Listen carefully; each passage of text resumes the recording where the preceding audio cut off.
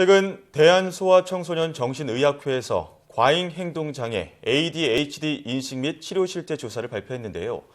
ADHD를 앓고 있는 아이들 중 54%가 치료를 한 번 이상 중단한 적이 있다고 합니다. 네, 이들 대부분이 남들의 부담스러운 시선 때문이라고 하는데요. 보다 자세한 내용 전문가와 함께 짚어보도록 하겠습니다. 대한소아청소년 정신의학회 정유숙 이사장 전화 연결됐습니다. 이사장님 안녕하십니까? 네, 안녕하십니까. 정유숙입니다. 네, 반갑습니다. 네. 최근에 이 ADHD 인식과 치료 실태를 조사하셨다고 들었는데요. 어떤 결과가 나왔습니까?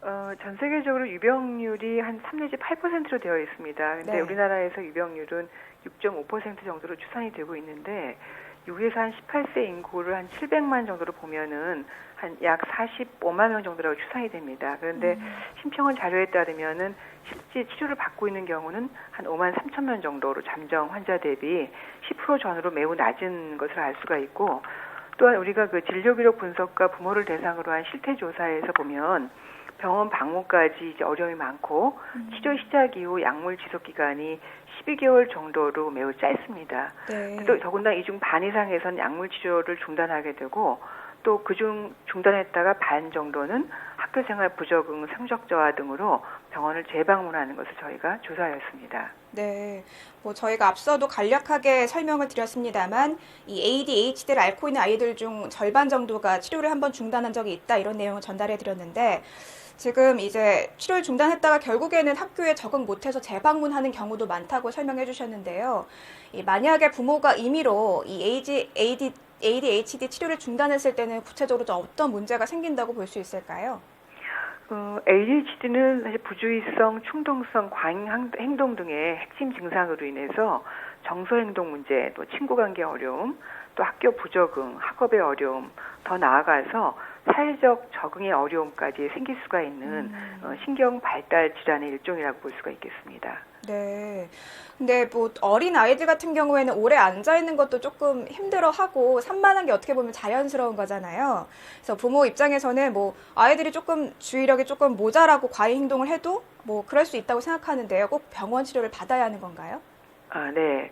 일반적으로 많이 보일 수 있는 양상이긴 한데, 그런데 이런 양상들이 이제 지속적이고 또 여러 가지 자기의 기능을 방해하면서 또 때와 장소에 맞게 행동하거나 어떤 정서 조절하는 것이 안 되는 게 반복이 되면 이건 일반적인 경우가 아니고 조금 더 가능성이 높기 때문에 어떤 전문적인 견해를 들으시는 것이 좋겠습니다. 그렇다면 ADHD 진단과 치료는 어떻게 진행이 될까요? 네. 현재까지 어떻게 발달해 왔고 어떻게 생활해 왔는지 알아보는 병력 청취를 포함한 전문가의 임상 면담이 진단이 가장 중요합니다. 더불어서 이 부모나 교사를 통해서 여러 상황에 대한 평가를 하고 주의력을 포함한 신경 심리 검사를 실시합니다. 또한 필요시에는 뇌기능 검사 등을 할 수도 있겠습니다. 그 치료에 대해서는 현재까지 가장 효과가 크다고 높은 근거 수준이 밝혀진 것은 약물 치료, 행동 치료, 부모 교육 등이 있을 수 있겠습니다. 네. 근데 이 ADHD는 좀 다른 질환을 동반하는 경우도 많다고 들었는데요. 구체적으로 좀 어떤 질환들이 동반될 수 있을까요? 네, 사실 ADHD는 단독으로 있는 경우보다 한 4분의 3 정도에서 다른 질환을 동반하는 경우가 많습니다. 예를 들면 불안, 우울 등의 정서 문제, 또 행동 문제, 틱장애, 학습장애 등이 흔히 동반되는 질환일 수가 있겠습니다. 네. 예, 불안이나 우울, 학습장애가 동반되는 경우가 많다고 하셨는데요. 그리고 또 특히 조용한 ADHD가 더 무섭다고 들었는데, 도대체 이 조용한 ADHD가 무엇인지, 또 왜 이런 말이 생긴 건지 설명 부탁드립니다. 우리가 흔히 이제 많이 볼 수 있는 양상은 이제 과잉 행동과 충동성이 두드러진 경우는 이제 금방 알 수가 있는데, 예. 여기에 비해서 이런 과잉 행동과 충동성은 적으면서 부주의성 증상이 두드러지면 얼핏 보시기에는 모를 수 있습니다. 그러니까 이런 부주의성이 주로 나타나는 경우에는 들은 말을 잘 기억 못하고 잘 잊어버리고 자주 멍한 상태가 있고, 혼자 생각이 잘 빠지게 되고 또 주변 자극에 있어도 반응이 늦은 그런 양상이 있을 수는 있습니다. 구체적인 사례 같은 것들이 있을까요? 얼핏 보기엔 모른다고 하셨는데 그 부주의성을 조금 더 주의 깊게 볼 수 있는 어떤 사례라던가 그런 것들이 있을까요? 학교 수업 시간에 보면은 이제 깨어는 있는데 이렇게 멍해 보이는, 예. 그러니까 집중이 안 되는 양상을 보이게 되고 들은 얘기를 자꾸 잊어버립니다. 그래서 반복해서 알려줘야 되고 그 다음에 어떤 해야 될 걸 잘 잊어버리기도 하고 근데 자기 혼자 생각에 많이 빠져 있기 때문에 주변에서 뭘 말을 하거나 어떤 자극을 줬을 때 놓치는 거죠. 깜빡깜빡 놓치고 네. 반응이 늦게 되고 그런 양상이 있습니다. 네, 그렇군요. 근데 또 이 조용한 ADHD도 있겠지만 이 새학기 증후군이라는 증상도 있잖아요.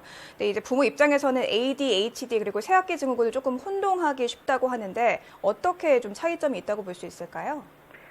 사실 신학기 초에는 일시적인 적응이 어려운 경우가 많기 때문에 네. 뭐 불안감이라든가 산만함, 예민도 증가 등 다양한 양상을 보일 수 있습니다. 그렇지만은 시간이 지남에도 불구하고 그러니까 시간이 지났을 때 학교에 대한 적응이 증가하게 되면 이런 문제들이 서서히 줄면서 이제 해소가 됩니다. 그런데 그 부주의성, 충동성, 과잉행동 이런 양상들이 학기 중반을 지나도록 지속이 되고 강도가 줄지 않는다. 그러면 ADHD 가능성이 있습니다. 또 이런 경우에는 그 이전 학년에서도 유사한 어려움을 계속 보였던 경우가 많습니다. 예. 특히나 선생님들의 관찰이 중요할 것 같은데요. 또 ADHD 치료약이 아이의 뭐 성장을 방해한다라던가 어쨌든 산만한 그런 부분들을 없애기 때문에 뭐 공부 알약이다 뭐 이런 소문도 있던데 이게 어떻게 된 일입니까?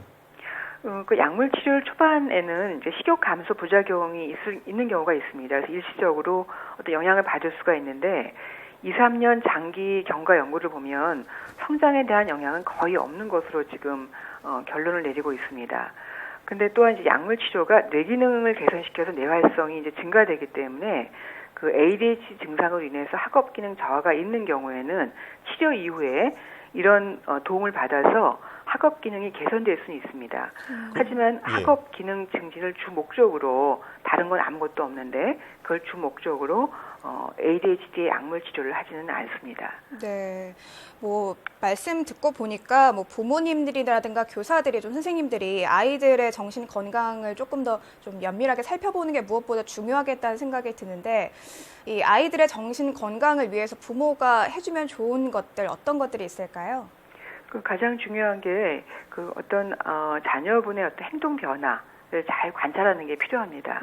특히 이제 학령기에서는 학교 적응 여부, 학교에서의 생활 이런 거를 잘 보고 또 수시로 어떤 학교하고 교류하는 것이 도움이 되실 수가 있겠고요. 네. 또 하나는 가정에서는 뭐니 해도 가장 중요한 게 대화를 많이 하는 거죠. 네. 그래서 수시로 그런 대화의 시간을 갖다 보면 더 많은 걸 파악하실 수가 있고 이런 과정 중에서 혹시 어떤 조금 어려움이 좀 있겠다 그런 게 좀 경험이 되시면 어떤 부정확한 정보에 의지하기보다는 조금 더 올바른 전문가의 도움을 받는 것이 필요하다고 생각이 됩니다. 네, 무엇보다 좀 지속적인 관심, 꾸준한 대화, 어떻게 보면 기본적인 부분인데 우리가 좀 놓치고 있는 부분에 좀 더 집중해야 될 것 같다는 생각이 들었습니다.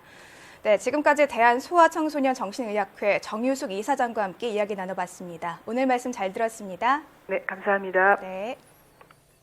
네, 뭐 치료도 가능한 질환이라고 하니까요. 조기에 어른들의 관심과 관찰로 발견하는 것이 무엇보다 중요할 것 같습니다. 네, 자칫 이 부정확한 정보 의지했다가 더 병을 키울 수 있을 것 같으니까요. 예. 조금 증상이 있는 것 같으면 빨리 병원을 찾는 게 무엇보다 중요할 것 같습니다.